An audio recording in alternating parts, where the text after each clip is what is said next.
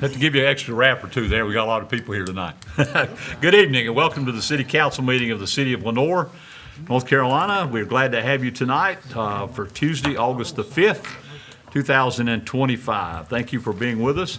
In a few minutes, as we always do, we will have our moment of silence and our remain standing for our Pledge of Allegiance in a few minutes. But as we go to that, and we have some very special recognitions tonight that we'll be going to. But first of all, I would like to mention a couple things that are going on. This is Harambe Week that is going on here in Lenoir and Caldwell County. It started on Saturday and will be going all week. There is a senior citizens banquet tonight up at the Martin Luther King Center. Something tomorrow night, I'm sure. And then Thursday night is the special recognition awards night at the King Center as well, both starting at 6 or 6:30, I think, for those. So any of the events you'd like to attend for that. Last Friday, the Black Sports Hall of Fame inducted 5 new members into the hall at the Martin Luther King Center, and they were all great people going in, and we appreciate that. And they were honored then, and they will be up there at the on the wall in the King Center for that. So a lot of good events that kind of kicked Harambe off for the week, and then Harambe will be going. Harambe is the oldest festival in Caldwell County. So we're glad that that is still going on and still celebrated, and a lot of fun is had there. So good things happening. I would recognize our new city clerk is with us tonight, Lauren Hartley. Lauren is coming in. This is actually her first official meeting. Lauren has been with us over 6 years and served as our deputy clerk before coming on as our new clerk. So Lauren, thank you for what you're already doing. We appreciate that. She's taking, everything up here looks great and all my notes are good, so I appreciate all that for sure on that. So thank you for all of those good things going on. So we'll go ahead now and stand for our pledge and first our prayer.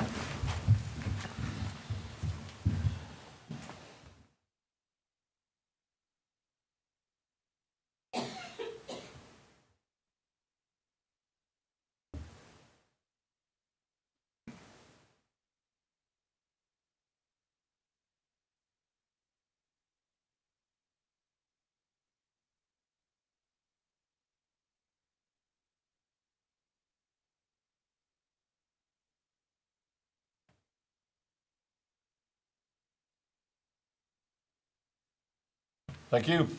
Please salute the flag. I pledge allegiance to the flag of the United States of America and to the republic for which it stands, one nation, under God, indivisible, with liberty and justice for all.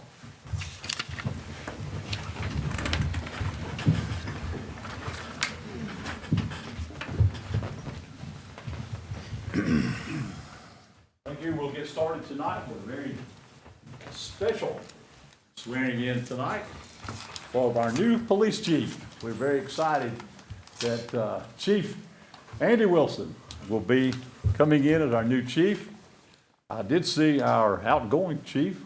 There he is, the Honorable A.B. August Brent Phelps. Thank you for being back tonight with us. We're excited for him. Chief, come up and join me up here. We're so excited that you are going to be our new chief. You have been with us a long time. From the office through the ranks that you have moved up. Last job immediately before this, the major, of course, and we appreciate all that you've done and all you've meant to us. We had some wonderful things that happened earlier today at the police department, and we're going to talk about. I know you're going to talk about that. Yep. So we're honored that you're already making some wonderful moves, and as we move forward with what's going on. So let's do the oath of office, if we will. Mayor, his family's going to come up with him. Yes. I wasn't going to forget that. Oh, I knew you would. And we are honored to have you all as well, as you know that for sure. Okay, right hand. There we go. Okay, I will start it. I, and then your name. I Andy Wilson, do solemnly swear do solemnly swear or affirm that I will or affirm that I will well and truly well and truly perform my assigned duties perform my assigned duties for the city of Lenoir for the city of Lenoir and the state of North Carolina and the state of North Carolina. as chief of police, As chief of police, 24 hours per day, 24 hours per day, 7 days per week, 7 days per week, as determined by the Lenoir city manager. as determined by the Lenoir city manager. I state your name. I, Andy Wilson, Do solemnly swear do solemnly swear to obey and enforce the city ordinances for the city of Lenoir to obey and enforce the city ordinances for the city of Lenoir and the laws of the state of North Carolina, and the laws of the state of North Carolina, fairly and impartially, fairly and impartially, to the best of my knowledge and ability. to the best of my knowledge and ability. So help me So God. help me God. I state your name. I, Andy Wilson, Do solemnly swear do solemnly swear that I will be alert and vigilant that I will be alert and vigilant to enforce the criminal laws of this state, to enforce the criminal laws of this state, that I will not be influenced that I will not be influenced in any manner in any manner on the account of personal bias on account of personal bias or prejudice, or prejudice, that I will support and maintain that I will support and maintain the Constitution and laws of the United States the Constitution and laws of the United States and the Constitution and laws of North Carolina, the Constitution and laws of North Carolina, not inconsistent therewith, not inconsistent therewith, and that I will faithfully and impartially and that I will faithfully and impartially discharge and execute discharge and execute the duties of my office the duties of chief of police. as chief of police. That's all right. You knew it. For the city of Lenoir, For the city of Lenoir, according to the best of my skill, according to the best of my skill, abilities, and judgment. abilities, and judgment. So help me God. So help me God. Thank you, sir.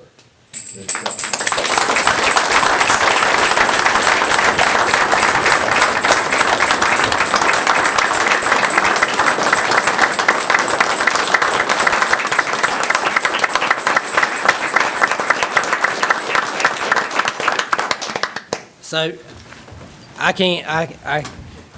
the support's overwhelming. It really is. I did some of these earlier, and I talked about some of that. The support that we have with our mayor, with our council, with our manager, with our other departments within the city, and then outside, it's overwhelming. It really is, the support that we have, and it's as chief of police now, and I know Chief Brent Phelps, he felt the same way. That's very comforting to know that we have that support. You know, I'm fortunate. I don't know how else to put it. I've had people that have mentored me and led me and guided me. I've had parents that have taught me to be independent, have taught me to have a strong work ethic, and sometimes the guy over in the black taught me very, very sternly to have a good work ethic. But it pays off, and I appreciate that. And I have a wife that supports me, and a son that I don't even know what to say. But I'm blessed. And I appreciate the opportunity. And I'll stop it there. I'm not an emotional guy, but I'm going to get down that road. So, furthermore, I want to introduce the command staff. They're all here, and I think it's appropriate to do so. And so, Major Stillwell, come on up here real quick. Because I'm going to get a picture with him if you got like 2 seconds. Yes. So, Major Kobe Stillwell, can't say enough about this guy. I talked about him earlier. Wealth of knowledge, just loyal, has always been that way to the city of Lenoir, has our best interests at heart and our people's best interests at heart. And he's just going to do a phenomenal job, and I'm going to hold on to him as absolutely long as I can. I told his wife that earlier. I'm going to hold on to him as long as I can. Captain Mark Barlow, he is over our investigations division. Again, just a wealth of knowledge. Has been able to do a lot of different things throughout the police department and keeps our investigations going in the right direction with the ever-changing technology that's out there, and just does a phenomenal job. Captain Jody Herman over our support services, and he's learning a new role and a new responsibility, taking over where Captain Stillwell was. And I know he's just going to do a phenomenal job there. Super smart, super squared away, and he's going to do great things. And then Captain Martin Crisp, He is our new patrol captain that just got newly appointed, and can't say enough about him. He has done great things, whether it be in patrol, in our community services and community support platoon, to investigations in that stint that he did there, to our special response team. He's just done a phenomenal job. It was a no-brainer for me and for the command staff to put him in that patrol position, and we're excited. You know, and I told my guys and my men and women earlier that, hey, we're going to take this thing and run with it. We've been handed, Chief Phelps handed us the golden egg, and we're going to take this thing and we're going to run with it, and we're going to make it the absolute best as we can, and that's what we're going to do. And so with support that we have, the sky's the limit. And I know, for me, I appreciate that, and I know our men and women appreciate that, and it means a lot. And so I can say thank you, and I appreciate it.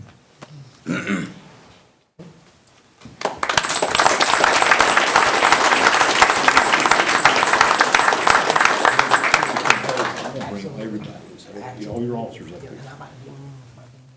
Okay. I'm going to ask our chaplain, Reverend Terry Hunt, to come up and do a prayer for our police department. I'm going to ask all of our officers to come up here with everybody so he can pray for all of y'all, to get all of us, but to all of y'all especially tonight. So come on up, please. You guys come in, let's gather in.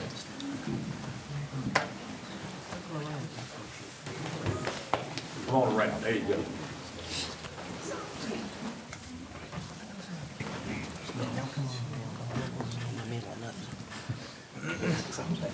No, we ain't. It's not about us. But we're going to go before the Lord, and we're going to ask God's protection over our chief and our police department. We know that the badge and the shield can only protect us so far. But if we have our Heavenly Father protecting us, we know that we can go all the way. So we're going to pray.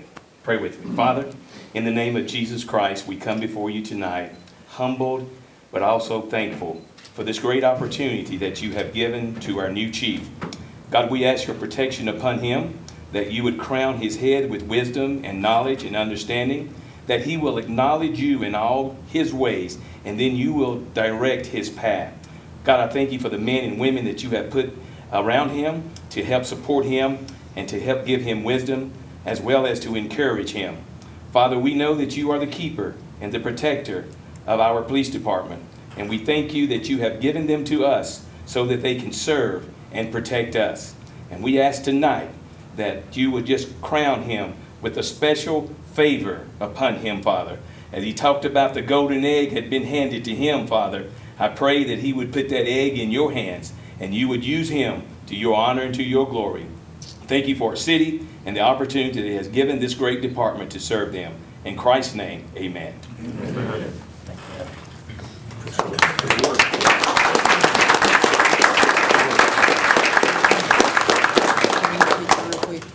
Y'all good with that? I know y'all don't like pictures. Please do. Who's handling our, oh, Hannah's the camera tonight. Consider it so thank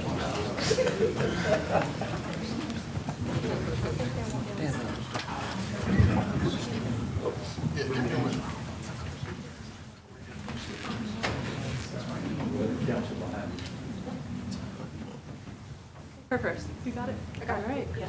All right. Look here. 1, 2, 3. All right. 1, 2, 3.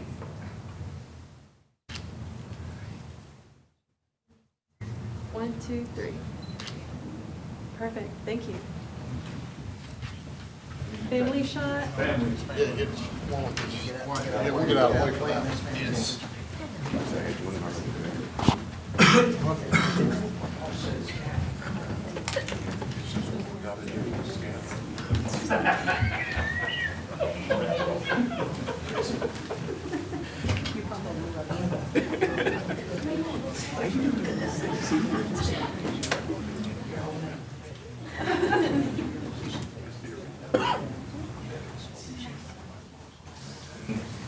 I think, yeah, y'all are a little lopsided.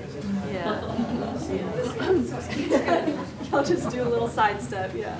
All right, there we go. Much better, yeah, there we go.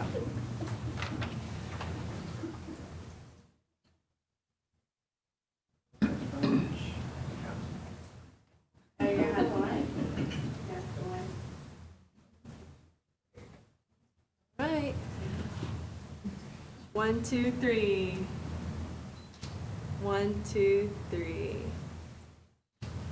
Very good. All right, guys. Are we gonna do one with council? We could do that. Let's do one with the council. Come on down, council. Let's shoot one here. Take one, would you?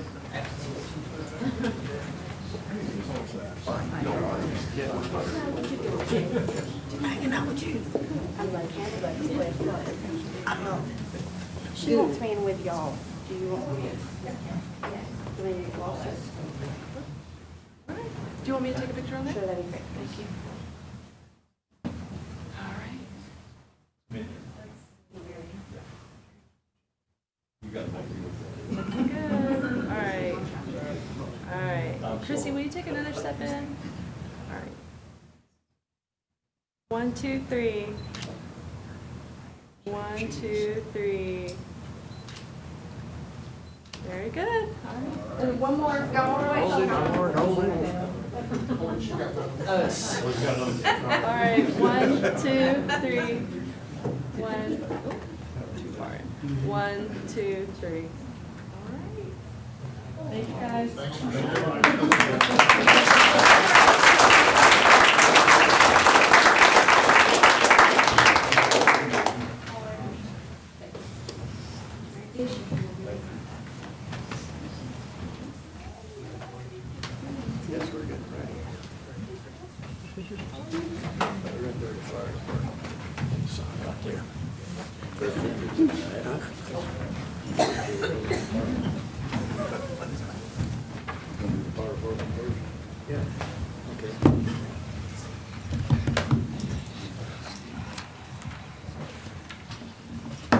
I signed it and he's signing, so you just sign that.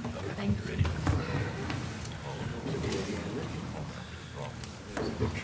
Chief, we're glad to have you aboard. Thank you so much. Thank all of y'all. Thank you for what you do for our city, our citizens, every day. You protect us, and we're honored that we can serve with you.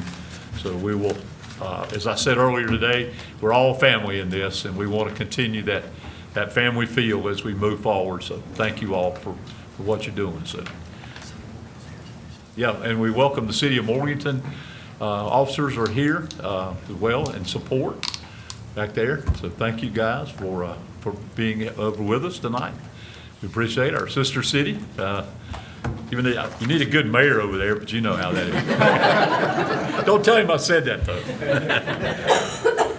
You can count on it. Yeah, I know. Ronnie and I pick at each other a lot. So, okay, thank you. Great start. Now we have another special recognition, and the couple of our firefighter and police officer are going to be recognized tonight by the Dysart-Kendall American Legion Post 29 as the firefighter of the year and the police officer of the year.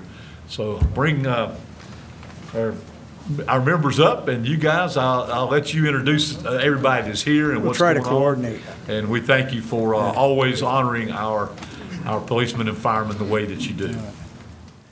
I'm Irv Urto of American Legion Post 29, Dysart-Kendall. We have some other Legion members here. I have our post commander, Wes Woods. I have our parliamentarian, Wayne Mahelich. Mahelich, yeah. Everybody has a problem with that. And Mike Mezak as the member at large this year, and our immediate past commander, Joe Osborne. So Thank you all for being with Those us. are the only ones that are here. So I'd like to thank the mayor and members of the city council for giving the American Legion Post 29 the opportunity to recognize and create awareness in the community of how fortunate we are to have so many outstanding first responders. When there's trouble, they go. We may hang back or go away. We've been doing this award for a few years. We do not select the nominees. We leave that to the department heads to provide the candidate, and that's probably the hardest job they have to do with so many worthy and men and women under their service. We just provide the awards, and the department heads to present and we feel privileged to do so. I'll now ask Post 29 Commander to assist, and we'll have the fire department come up. Chief Staines.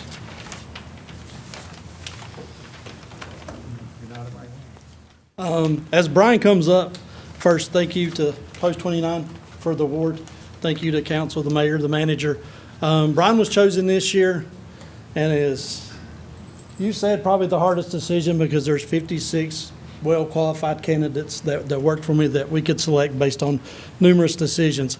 A little bit about Brian. He started with us part-time back in 2012, full-time in 2013, has rose the ranks as a fireman. Now he's a driver and also serves as a backup or an acting officer. Brian started his career in 1993 as a junior fireman in Kings Creek and still volunteers and works there part-time. So he still gives back to his community.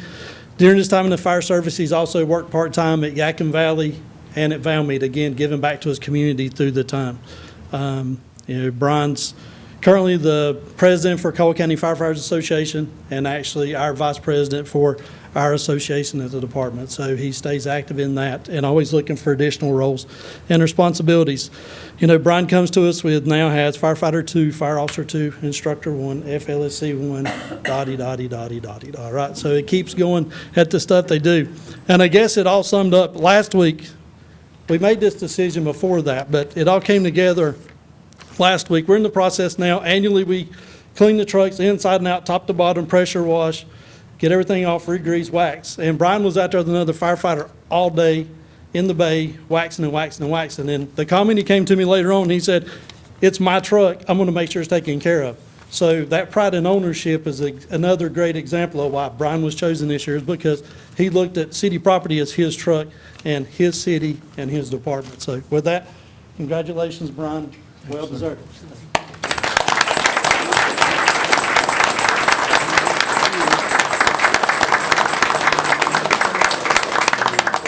Legion, and we appreciate you. No man wins. Thank you, sir.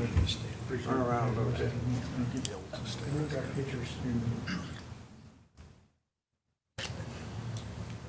Jeez. You'll wait and do them. You'll do pictures all at the same time. Well, let's do both, police That's and what- fire together, and we'll stay up here, and then we'll have the Legion and everybody come right here, do it.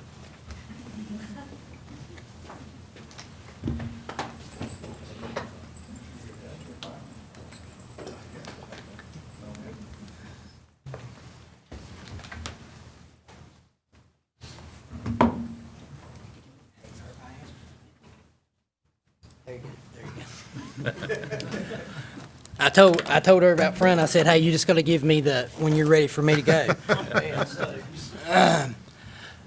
No, we appreciate it again for American Legion, council, mayor, manager for allowing us to do this.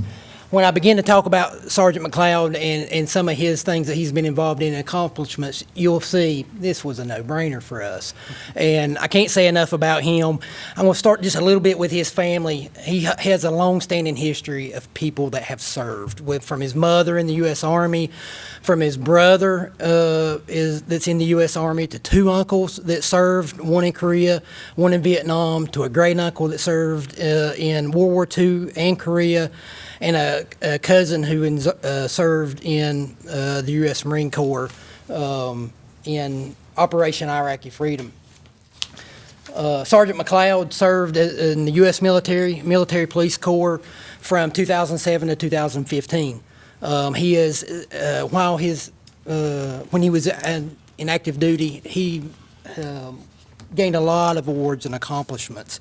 But I want to talk about him just briefly from the stance of the Lenoir Police Department. So He came to us in 2010, and he was sworn in December of 2010, and since then, he has been involved as a traffic enforcement officer, a patrol officer, a school resource officer, and most currently holds the rank of patrol sergeant.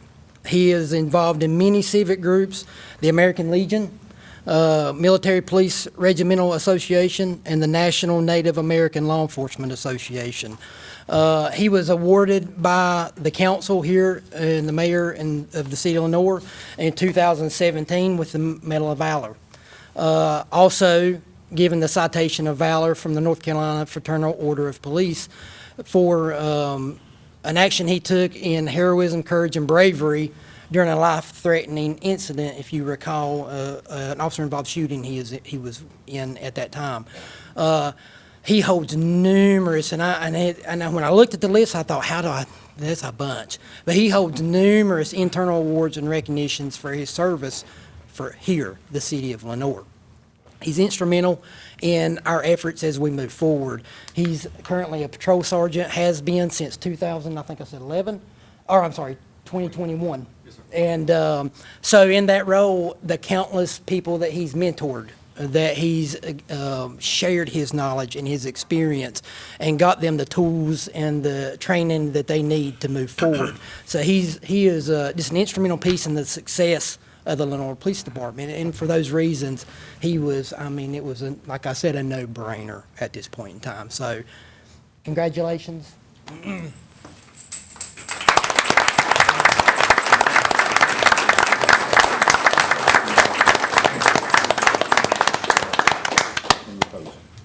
Thank you. Thank you for all. I paid my dues, I promise. Chief, thank you for all that you and your men do. You keep our town safe, and we like it. Thank you.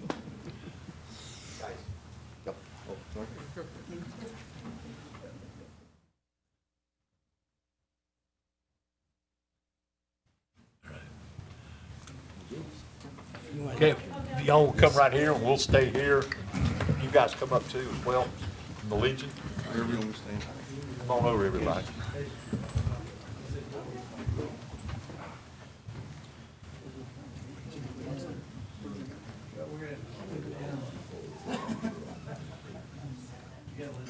Yeah, Chief, you want the family to come? Look, Ryan and Sergeant McLeod? Let's do one with the Legion and then we'll ask. Okay, we'll do this, and then we'll get the family up. Yeah, that'd be fine. All right, y'all. All right. 1, 2, 3. 1, 2. And then one more. 1, 2, 3. Very good. One more with the, Oh, with yourself. All right. 1, 2, 3. All right. Get your families up if you want to. Picture with the family. Let's do firefighter family. yeah, we'll back out of that. You can back out. Yeah, we'll back away from that.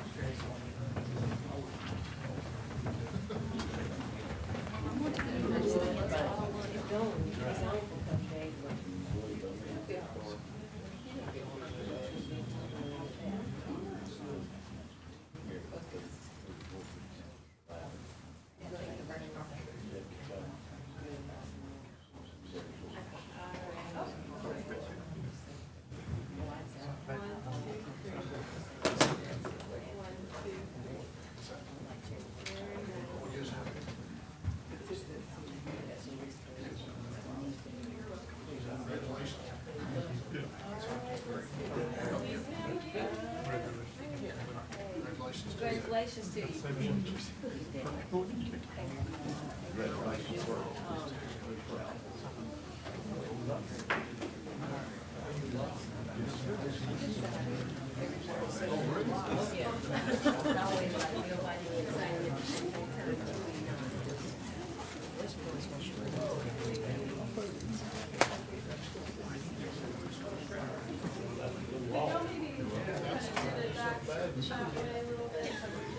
Everybody's here. All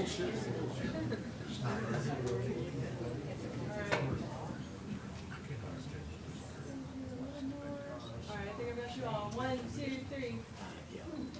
1, 2, 3. 1,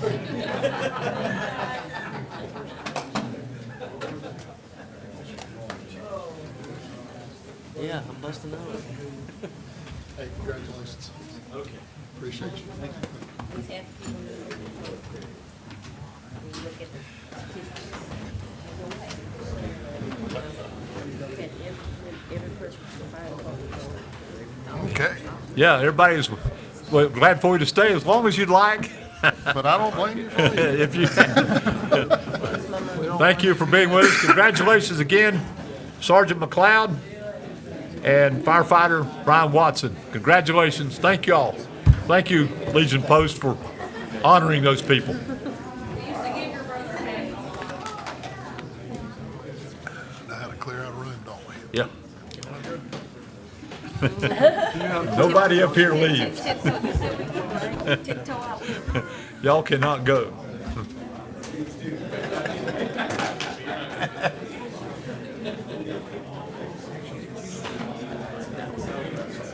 Now, all the Baptists are left in the back. Yeah, Yeah. that's what I would say. Everybody in the back, come to the front.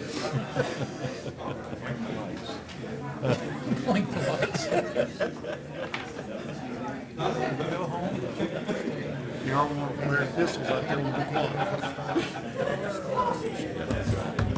Okay. Thank y'all very much for being with us. We're going to go ahead with the meeting as we have several things to do tonight. Thank you very much. Our next item on the agenda is a matter scheduled for public hearing. Tonight we have our 2025 Comprehensive Plan and Parks and Recreation Master Plan resolution of adoption. Tonight we'll hold this hearing for this plan to be held and receive any public comments from our public hearing for the comprehensive plan. I will open the public hearing, and first I will bring our planning director, Hannah Williams, to the podium for us. Bring us up to date. All right. Good evening, Mayor and Council. I am excited for the presentation of the final drafts of the Comprehensive Plan and Parks and Recreation Master Plan, drafted and prepared by Fries and Nichols, who have worked alongside City of Lenoir staff for many months. These plans are the result of an extensive year of public engagement and thorough analysis. These plans will help guide planning decisions that can impact all of Lenoir. I encourage you to carefully review these thoughtful and forward-looking documents. Together, they represent a shared vision for the future of Lenoir and a foundation for smart, community-driven growth. With that, I will introduce Danny Wilson, our Fries and Nichols project manager, who will be presenting the plans tonight. Thank you, Hannah. Good evening, Mayor, Council, City Good Manager. evening, Mr. Wilson. I don't know if we can zoom in on this. Is this okay to? Yeah. So thank you for having me this evening. As Hannah mentioned, we're excited to be before you with the comprehensive plan and the Parks and Recreation Master Plan. Hannah. Sure. That's not. I'm sorry. Thank you. I think this might be a better version for you. Yes. All right. Okay, thanks. So this evening, we're going to do a brief project overview, talk to you about public engagement, because I know we've done a few updates throughout the project, and there's been robust public engagement from the community and a lot of good feedback we've received, and then go through the comprehensive plan and then the Parks and Recreation Master Plan. So I know last time I was with you, when we were most of the way through the project, I threw a whole bunch of information at you and talked 90 miles a minute. So definitely please, let's take time and ask questions, and we can talk through the project this evening. So real quick overview. As Hannah mentioned, we've been working with you all since June of last year on the comprehensive plan, and that had a couple of main elements to focus on. One was a future land use map, and a part of that was looking at the commercial corridors, so really 321 and 64. And then also doing some neighborhood planning and updating the neighborhood map. We looked at two specific neighborhoods, the Whitnall neighborhood and the West End neighborhood. And then right after we started the comprehensive plan process, the engagement really said that we should look at Parks and Recreation at the same time. So we then changed our direction a little bit and added Parks and Recreation master plan with this project, so we could do community engagement to encompass both, because they are very closely linked together. And then we were able to reach more people for both projects.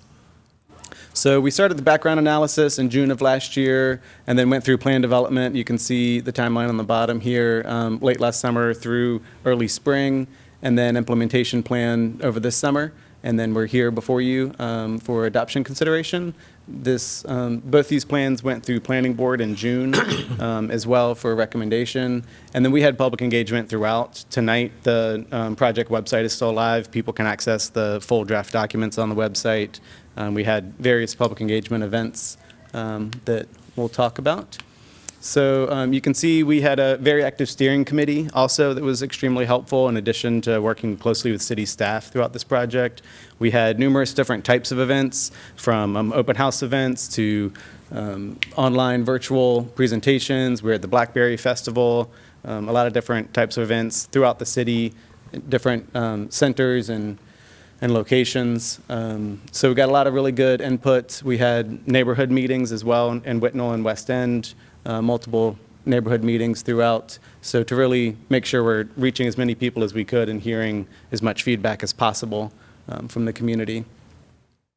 So I'm not going to read through this whole slide. This is a page from the plan. You'll see I screenshotted a bunch of pages from the plan. So definitely take a look at these in more depth. But really, some of the feedback we received, the biggest priorities here in the middle, I'll touch on supporting small businesses, enhancing downtown, providing affordable housing, public transportation, and then more community spaces. So some of these things continue to come up as themes at every engagement event we would hear. People were interested in housing solutions. They were interested in connectivity, expanding the greenway, adding some sidewalks, doing some revitalization. So that those continue to come up again and again.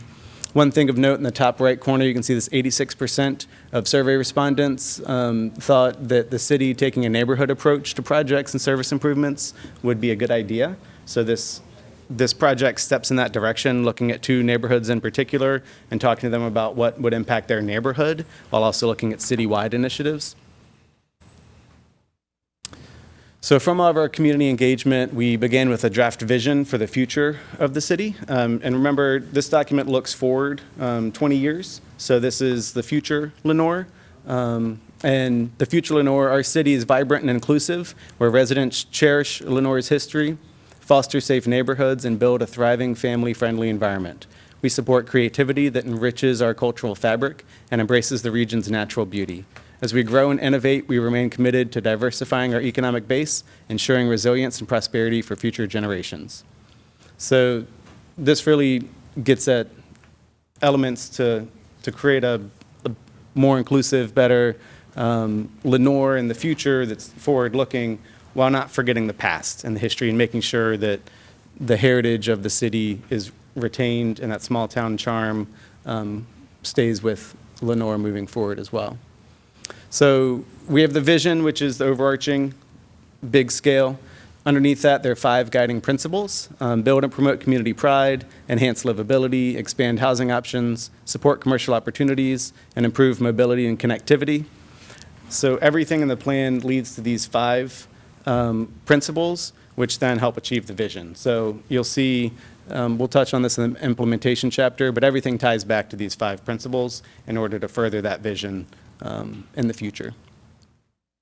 So looking at future land use is arguably the heart of a comprehensive plan. It really envisions how property will be used in the future. And we looked at the existing land use categories you see on the left-hand side of the table here. The proposed are on the right-hand side. The proposed categories, there are 12 of them. You can see we kept rural residential and then split out residential from low, medium, high density. Added a downtown future land use because downtown is a little bit unique, well, it's very unique right in the city. Have neighborhood mixed use, which is a little bit smaller scale mixed use. General mixed use, which is larger mixed use. Corridor commercial, again, looking at the 64 and 321 corridors in particular. Splitting out industrial uses to light and heavy. keeping public institutional, and then adding a parks and open space future land use category. So each of these future land uses have a variety of density, intensities, and scales. And then we also created a future land use dashboard for each. So it's one page per future land use. And we'll look at that in just a second as well. But you can see the future land use map. The light green is the rural residential. So that's really to the north and the west, where the city kind of fades out into the county. It's no utility infrastructure out in that direction, much larger lots, more topography, obviously more rural, more forested. And then on the east and southern edge is low-density residential, this light yellow.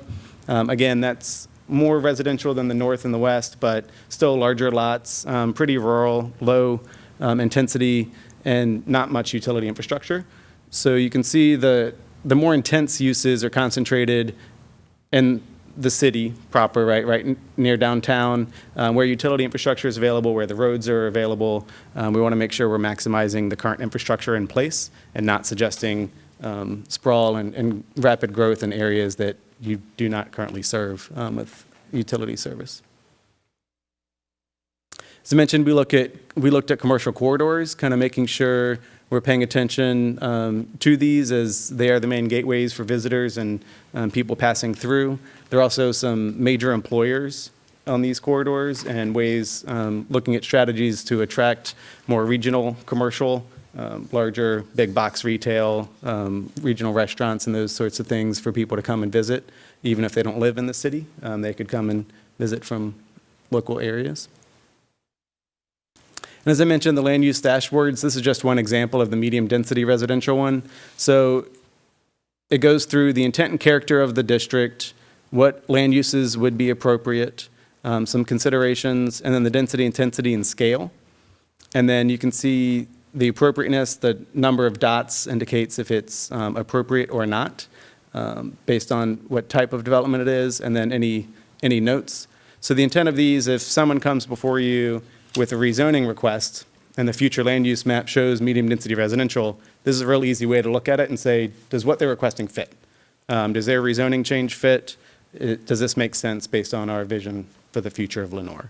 And so this is intended to help property owners, developers, staff, planning board, as well as city council when making rezoning decisions, and be a quick, easy reference that you can use.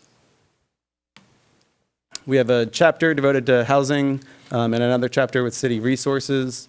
So housing, infill, and redevelopment. I know we talked about existing conditions before and the age of the housing stock. So 67% of the homes in the city were built before 1979.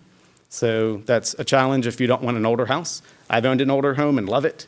Unfortunately, I sold it and I live in a newer house and don't love it as much, but I like fixing things at home. Not everyone does. So looking at how we can encourage some different diversity in housing stock and encourage density.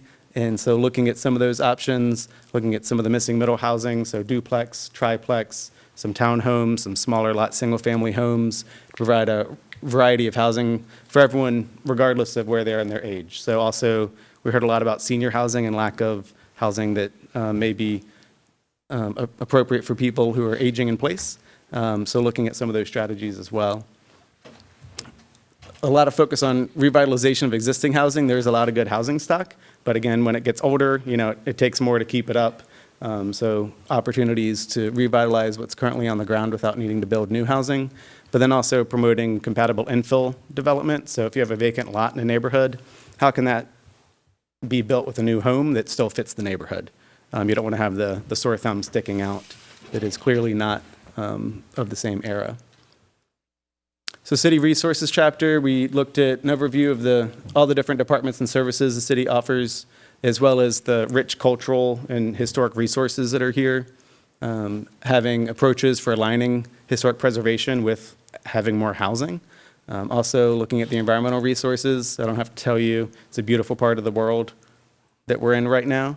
And how do we pull those environmental pieces? How do we keep those scenic views? How do we celebrate nature while still encouraging development? You don't want to lose those environmental pieces and the views of the mountains.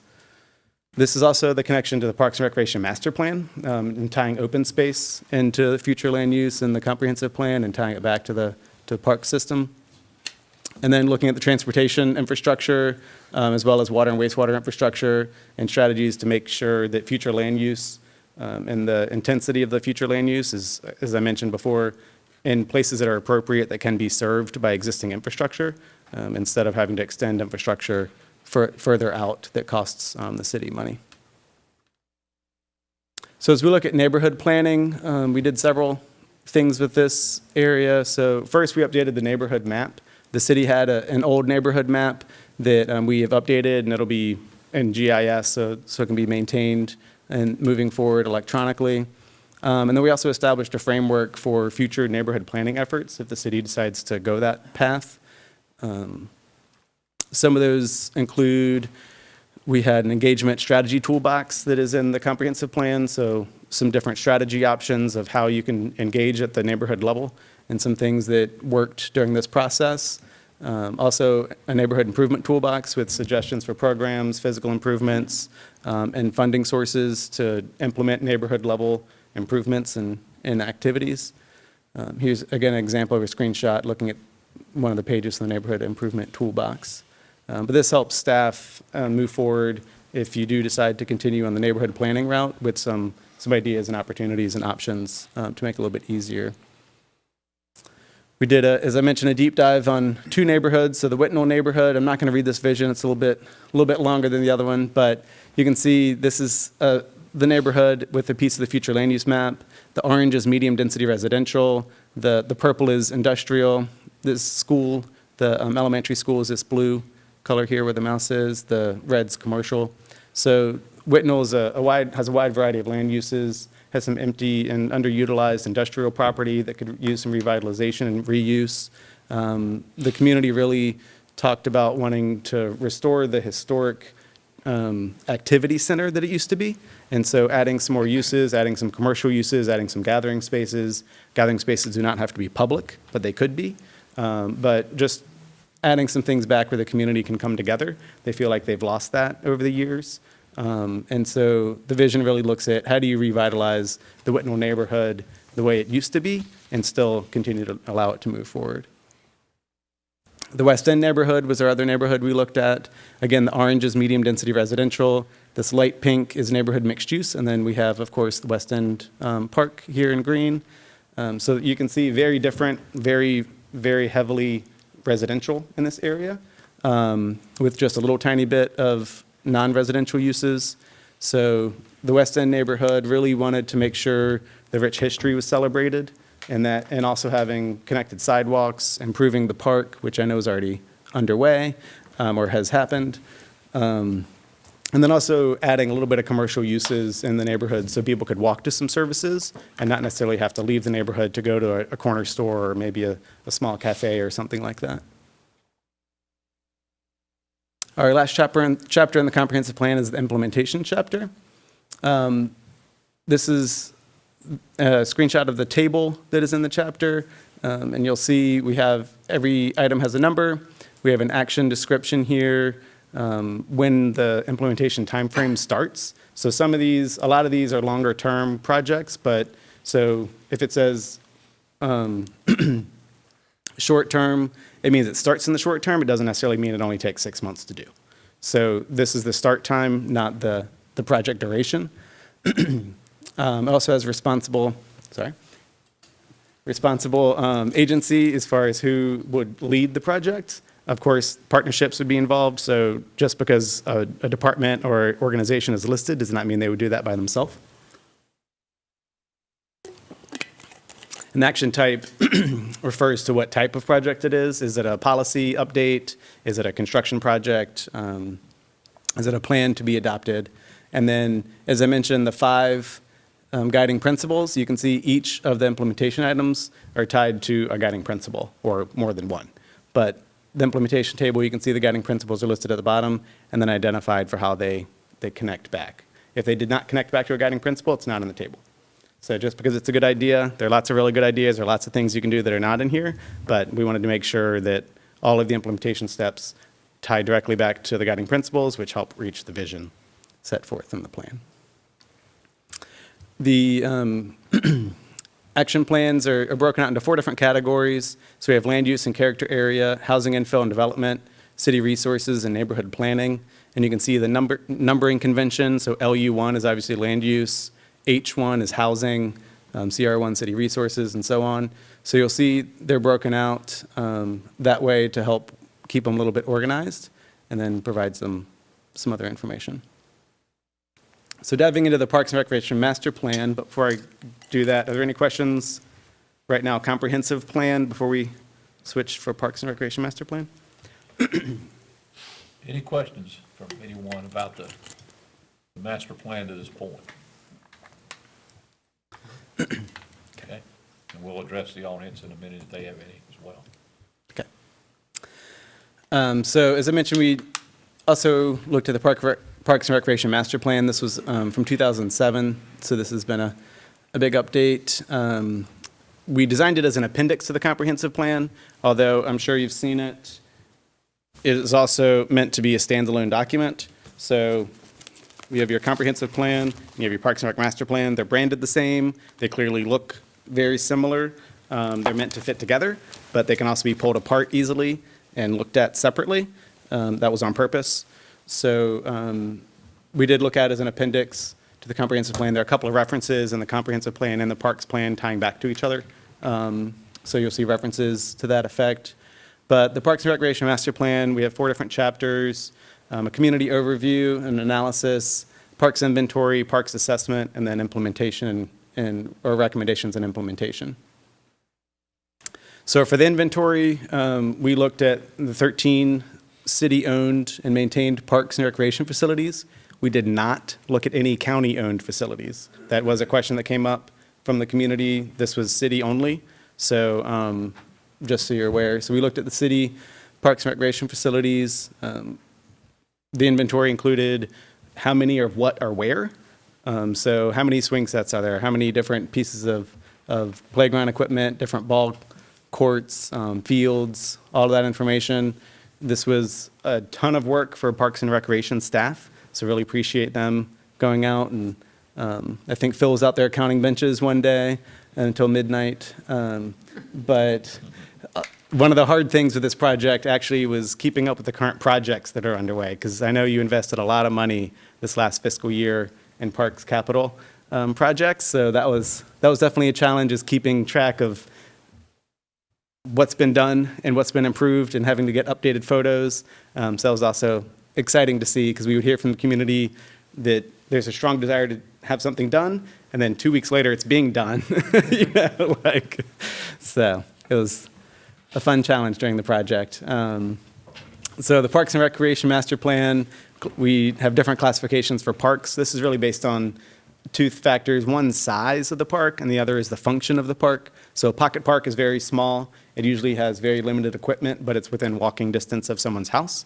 They would walk there. You would not drive across town to go to it, for instance. Versus a regional park is something people would drive from the entire county to come to, maybe even outside the county to come to the regional park.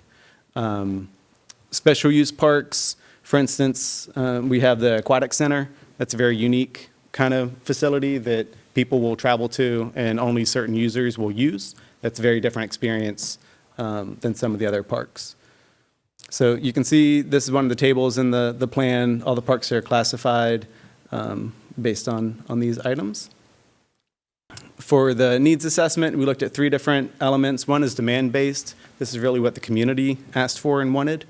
Then we have standards-based, looking at different standards from across the country, and then resource-based as far as what's already here, what natural assets exist, and how can those be leveraged. So the demand-based really came from public engagement. We did have a separate online survey, as well as multiple engagement events directed just for Parks and Recreation.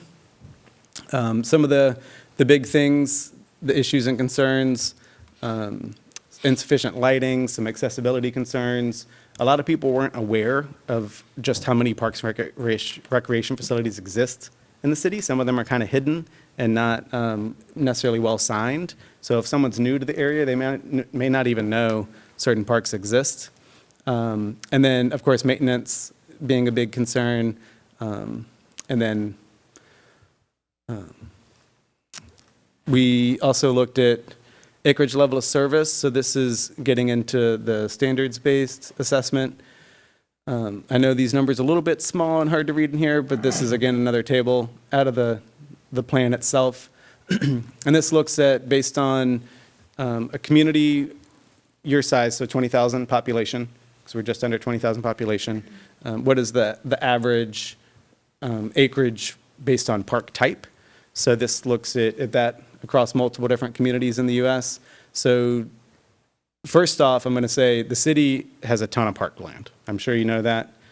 Phil needs more people. I'm going to put in a plug for no. And so this says there's some deficiencies in the smaller parks, but just know overall the park acreage, there's enough based on a community your size looking out for the next 10 years. So while there may be some potential benefits to having parks, we call them like close to home parks. Again, parks you'd walk to that'd be right down the street, that may be in your neighborhood. And in our eyes, this is also something that does not necessarily have to be city-owned.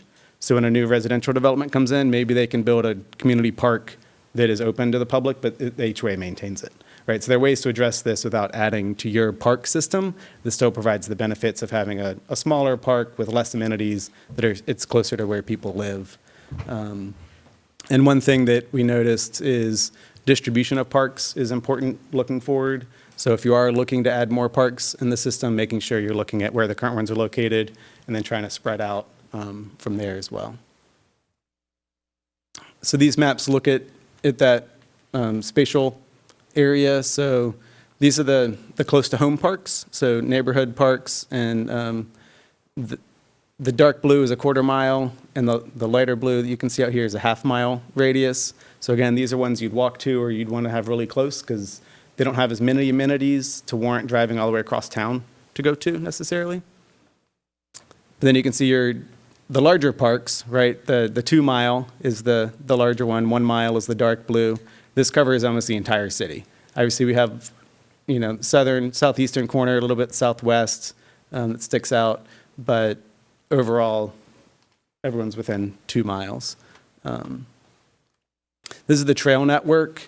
The blue are existing trails, and again, this is 1/4 mile and 1/2 mile, and then the yellowy orange color is the future trail network. So you can see you already have plans for the future trail network. I mean, it's going to have easy access throughout the whole community. So looking at the level of service for the parks, this looks at how many ball fields there are compared to, again, the average for a community your size. There are only 3 things that we'll call deficiencies, so things that other communities had more of. It does not necessarily mean you're lacking and you don't have to match another community because every community is different. So, but the 3 things that were not at the same level as the average, one is a dog park. I know currently there is not one. So having a dog park would help you get there. I think 3 playgrounds and then a splash pad or water feature. And I know you just added one. The average would have 2 for a community your size. So looking at maybe at some point in the future, again, this is a 10-year plan, right? So we're not saying the next couple years necessarily, but how are there opportunities to integrate another splash pad or water feature interactive, something not a pool, but something less intense than that somewhere in the community. This is expected to remain the same for the next decade, as I mentioned. So in 10 years, there's nothing else that with the population growth projections from the state for the city where you would have any issues from what we see. There's a overall summary of needs in the plan. So looking at, again, close to home parks, maximizing the use of existing parks because you do have a ton of parkland and there are opportunities to maximize that a little bit more. Improve sidewalk and trail access. So again, the Greenway does a really good job connecting multiple parks right now. So thinking about how can that be extended or added to. Looking for a dog park. We got questions about some restrooms, making sure every park has the same level of amenities. And then maintenance again. We briefly looked at the programming piece of it, so looking at programming for the younger folks as well as the older portions of the community. And then looking for opportunities to have special events in the parks and opening that up to really have more activity taking place there. The way the recommendations are structured in the Parks Plan is a little bit different than the comprehensive plan. We have system-wide recommendations. For instance, so consistent park signage is a system-wide thing that's not one park specific.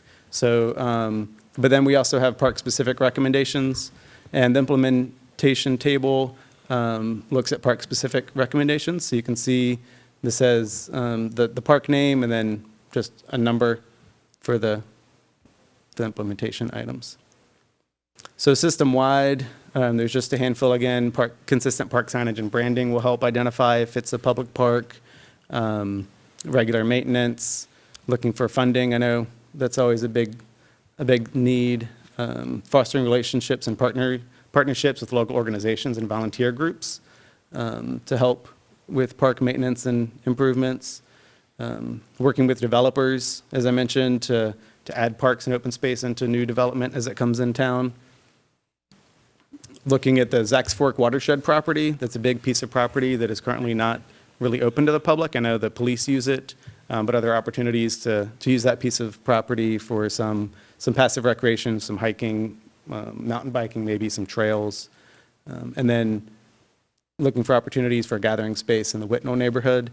Again, that doesn't necessarily have to be a public park per se, but maybe it's a relationship with the elementary school, maybe it's a private organization that already has land. There's some churches down there that have really nice playgrounds and recreational facilities. Maybe it's a private space that just acts as a community gathering space. That's a pretty common thing that happens in communities, is a private entity decides to have a restaurant that also has a lawn, and then the lawn becomes a de facto park, even though it's technically private. But it's one of those spaces, it's a quasi-public space. So I think there are opportunities for that in the Whitnall neighborhood as well. So high priority needs, maintenance, just general upkeep, extending the greenway, having a few more playgrounds, especially with inclusive play equipment and shaded areas. As I mentioned, adding bathrooms, making sure all the parks are the same level, having a dog park, and then the splash pad water feature. We heard a lot about having it in the downtown area, so maybe that could be an appropriate place for it in the future. With that, I'd be happy to answer any questions you have. And again, website is live, QR code works. Feel free, anyone in the public, to take a look at the plans. They're up there now. Danny, thank you. Great report. Any questions of Danny or Hannah or any of our staff that have been working on this?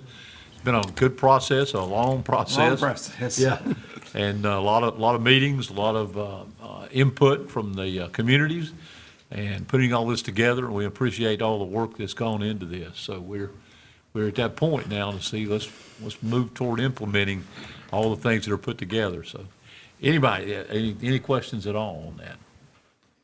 We are in a public hearing. If there's anyone from the audience that would like to address the council, or Hannah or Danny or any of our staff that are involved in this, please come forward. This is the time to do so at this point.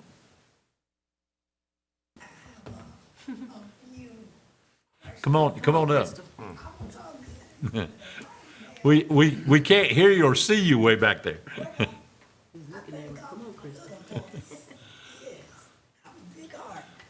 And of course, we know you, but give us your name and address, please, for our records. My name is Crystal Moore. I'm a resident of Lenoir, North Carolina. I'm very passionate about our community. Could you come up Come to the to the mic, yeah. We're having trouble hearing you. Got to And preach one more the time, word. what's the address that we need to put for your, My address. Yeah. 537 Yeah. Hill Street. okay, Yes. thank you. All right, so let's stay in order. All right. So I have a few questions. I want to thank you for taking the time out and look over our neighborhood. But there's a lot of things that needs to be addressed. I live in West End community, and I know y'all see it. I know you see it. I know you see it. I know you see it. West Lenoir School, even though it don't belong to the city, even though it don't belong to the county, even though it belongs to a private sector that lives in Boone. But we have a big sinkhole in the middle of the basketball court. Those people in that perimeter of West Lenoir School, elementary school, has been closed since 2022. So we have Hurricane Helene. So people have trauma from Hurricane Helene, children. So that whole perimeter of people do not have a park to go to. And I know somebody in here, or can somebody direct me to help this playground because it's underserved, that community is underserved. Housing Authority children live in that area. So I'm talking about elders, I'm talking about children. I have a pastor live in the neighborhood. He drives the community every day. So, Pastor, I know you see it. Have you seen West Lenoir lately? It's sad. And we reside in that community. So we have West End Park. I know Mr. Harper is working on West End Park, and I appreciate you. But we can't, that's something that needs to be taken care of. And I don't know who I need to speak with. I'm just one person, and I can't do it all. But we fighting. We fighting for clean water. We fighting for clean air. You know, we fighting for resilience. Those children still growing up in that neighborhood. And like I said, we could come together as the community, as somebody got some money, or if we could pick up stuff off the ground and make it suitable. You know, so I'm looking for solutions. I don't want to step on nobody's toes, but I'm asking for partnership. Secondly, I want to finish this, but secondly, do I say the word propose? What propose mean? I'm asking for something. Is that what it means? Propose. What oppose mean? Oppose or propose? Propose. What propose mean?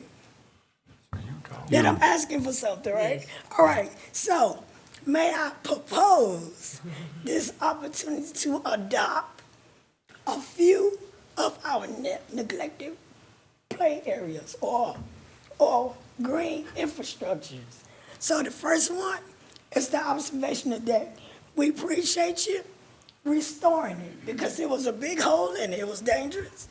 So I propose, may I have permission to use those forgotten street signs that's at the recycling center to enhance the observational deck. May I propose that? Because right now, a kid, if you look at the observation deck, a kid could still fall through the open gaps. So we could close that gap by adding those forgotten street signs that's been at the recycling center for years, that's collecting dust. We could enhance it because it would give people, if people visit, they could reminisce on the streets they've been on. Students could learn about conservation. So I'm asking, may I propose those street signs at the recycling center? Also, the wetlands, that's the clean water. That's our entry to our clean water on Pennington Avenue. The second one is the wetlands by DDS. May I propose a walking bench, a seating bench that, after they walk around the water trail, they could sit. Also, for that walking trail, that wetland, I also propose a plastic bottle bin. So after they finish walking around the walking trail, they could place those bottles inside the bin, so we can reduce waste. That's my goal, to reduce waste and move to sustainability. I've been asking you guys, I don't know how many people I done wrote in here, but I'm gonna continue to write until I get a solution, a sustainable solution. I ain't asking for money. I'm asking for the things that's already on the ground. So to enhance just a little bit more, That's all I'm asking. As far as West Lenoir School, again, that community is suffering. We are nature deprived. We are STEM learning deprived. Our education has been gone since 2022. So if we could get people on board, because I protested, even nobody showed up. I was able to show up. And I need people behind my small voice to make it stronger, because all of us count. All of us included. We matter. Our health matter. Our children's future matter.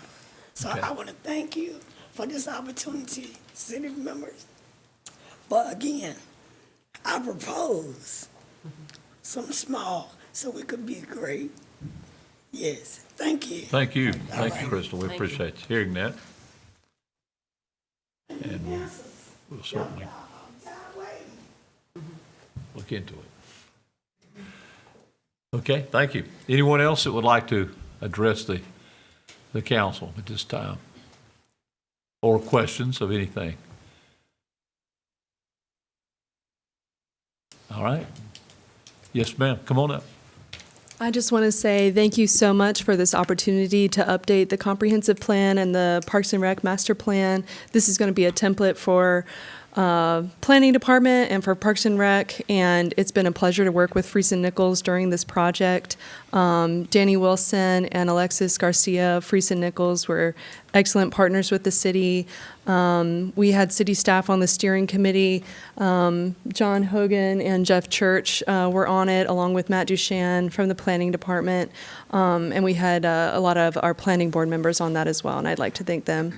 And I would also like to thank the Recreation Advisory Board for participating in the Parks and Rec master plan. So I just wanted to maybe finish out the public hearing by just saying thank you, and thank you for letting us have this opportunity. Thank you, Hannah. We appreciate that very much. Like I say, a lot of work went into this. A lot of people were involved, and we appreciate everyone attending the meetings and all our staff that was there, and so many that came from the public to hear about this. So there's been a lot of things taken in. Danny, thank y'all for Friesen Nichols for all what you've done for that. So, anyone else want to address the council? If not, I will close the public hearing and turn it over to council for. Tonight, we're here to actually adopt the presentation, if that's agreeable with everyone. So I'll turn it over to council for any discussion and/or motion when you're ready for that.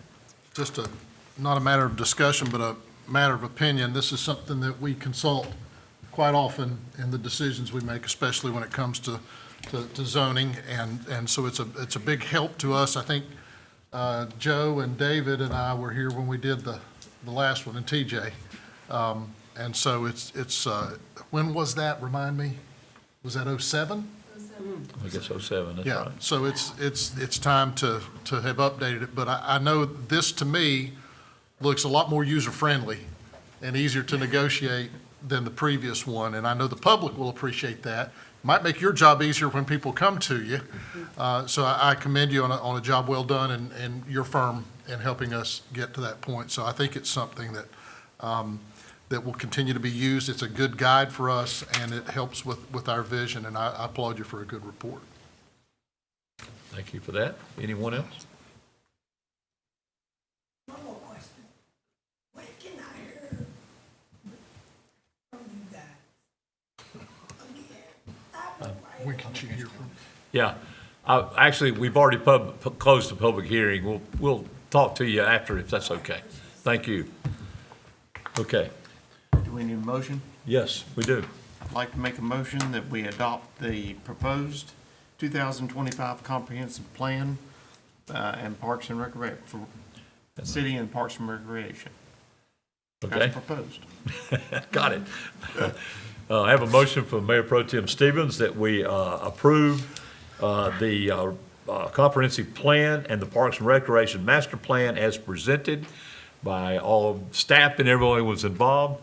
And if there's no other discussion on it, I'll call for the question. All in favor, please say aye. Aye. All opposed?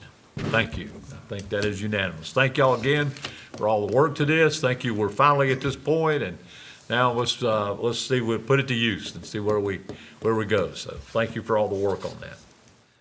Okay, we'll move on then to, now next on our agenda is a consent agenda items. This consists of minutes of our city council meeting of Tuesday, July the 15th, 2025. Item B is the closed session minutes would be for the meeting of Tuesday, July 15th, 2025. This reviewed by the city council, the city attorney, and the city manager. Item C is the FY 2024 tax settlement report and the FY 2025 tax receipt charge.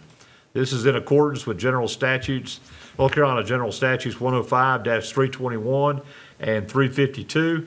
This is a request for the FY 2024 tax settlement report and the FY 2025 tax receipt charge to be authenticated by the city council as submitted. And then item D is the capital project ordinance. This is for the sewer line repair. This is for Ridge Street and Harper Avenue project. We're recommending approval of the capital project budget ordinance in the amount of $1,926,820 for the sewer line repair, the Ridge Street and Harper Avenue project as submitted. That's your items for consent agenda. I will open it up for any discussion and/or motion when the council is ready. Mr. Mayor, I'd like to make a motion that we approve consent agenda items A through D as presented. Okay, we have a motion from Councilmember Thomas that we approve the consent agenda items as presented A through D. No other questions or comments? All in favor, please say aye. Aye. All opposed? Thank you very much. Next is any requests and petitions of any citizens. If there's anyone else that would like to address the council tonight on anything, this is the time to do so. Most everybody here, our staff and some visitors we have. Glad to have you tonight. Okay, thank you. All right, we'll move on. We don't have reports of our boards and commissions this evening. So we'll move on to the report and recommendations of the city manager, Mr. Hildebrand. Mayor, Council, as the mayor mentioned previously, the 51st Annual Harambe Festival is underway. Started last Saturday and Friday. The events are held daily at MLK Center, and the public's invited to attend. I know there's an event going on tonight, but we may not make it, it looks like. I will announce that the Lenoir Tourism Development Authority will meet on Thursday, August 7th at 4 o'clock, third floor City Hall. Lenoir Business Advisory Board will meet on Thursday, August 14th, 6 p.m., third floor City Hall. The City County Service Committee will not meet this month. They sent a notice out in the last couple of days, so no meeting for the City County Service Committee this month. The Southern Sundown 4-miler race will be held on Saturday, August 16th, beginning at 7 o'clock in downtown Lenoir. The Parks and Recreation Advisory Board will meet on Monday, August 18th at 6 o'clock, and that'll be held at Mulberry Rec Center. And the ABC Board will meet on Wednesday, August 20th at 2 o'clock. Any questions about any of those items of information? And the Foothill Airport's the last Wednesday, whatever that is, 27, 28. Yeah, I think we meet again before then, but, Yes. Okay, that's fine. Yeah, I'll you're right. announce that next meeting. Okay, that's good. Tonight, we have one item for council action. We have a bid award for the Lenoir 2025 sewer replacement projects. These projects were bid months ago, received no bids. They were rebid. There's two divisions of work. The first is Ridge Street sewer replacement, and let me give you a little background on that. The Ridge Street portion is replacement of 400 linear feet of existing 10-inch gravity sewer and 530 feet of linear feet of 8-inch gravity sewer. The second division is the Harper Avenue sewer replacement. This is a 1,400 linear feet of 8-inch gravity sewer, which will help with our I&I. One of these, the Ridge Street portion, runs near the fire department, our sinkhole. So we're moving that away from the sinkhole portion to go back and then bid that project. We received bids on July 23rd. My notes here, where it is. July 24th, off a day. The low bid for the Ridge Street portion was Iron Mountain Construction. They were the lowest responsible bidder. Their bid came in at $989,200. The second portion is recommended to go to Carolina Grading Utilities, and their Division 2, which is the Harper Avenue, is $845,620. McGill also recommends that we go back and have $92,000 and contingency for the projects to make sure there's no overruns or unforeseen circumstances there. So the total project, and you approved the project ordinance a minute ago and the consent items, total cost is $1,926,820. And since they're the lowest responsible bidders, we recommend approval of same. If you have questions, I know Dr. Church is back there, can answer those as well. Glad to get bids. Glad 3 bids on one and 1 bid and 2 no bids on the other, but we're glad to have all that after months and months of work. Getting a lot of work going into it as well to get to that point and get bidders and everything to it. Thank you, Dr. Church and John and all you guys that were involved in putting all that together for this. All right, you heard the recommendation for the bid award, and I won't read the whole thing to you again, so you know what it is, as presented, and a total of $1,926,820 to the lowest bidders that he mentioned in the process. I'll entertain a motion when you're ready. I'll make that motion. Thank you. Councilmember Perdue makes a motion to approve the bid award as presented. All in favor, please say aye. Aye. All opposed? Thank you very much. Anything else? Okay. All right, we'll move on then. Any report and recommendations of our city attorney, Mr. Rohr? Nothing to report, sir. Okay, thank you. And I think we talked about the other things from the mayor's office before that. I think we're good with everything. We celebrated Chief Phelps, we celebrated Shirley Cannon, and we appreciate all the work that they did, and thank y'all for everything that we're involved there in doing that for those things. So I think we're up to date on most of that. So any recommendations from any of our council members or anything? Nothing here. Okay. I have one event, Friday, August 22nd, will be our last event at Unity Park for the year. Okay. We're going to have a tomato blast, tomato sandwiches, and celebrate the garden bounty. So, from 5:30 to 7 p.m. Tomato sandwiches. Sounds Yeah. good. Mater sandwiches. Mater sandwiches. Mater. White Good bread and mayonnaise. mayonnaise. Yeah, white bread and mayonnaise. Little mayonnaise on it. Yeah. It'll be Sounds good. fun. August 22nd. Okay, good. Maters. All right. Anything else to come before us tonight? If not, great night tonight. We stand adjourned. Can we make sure somebody hears her request so we can answer? Yeah, did you hear that?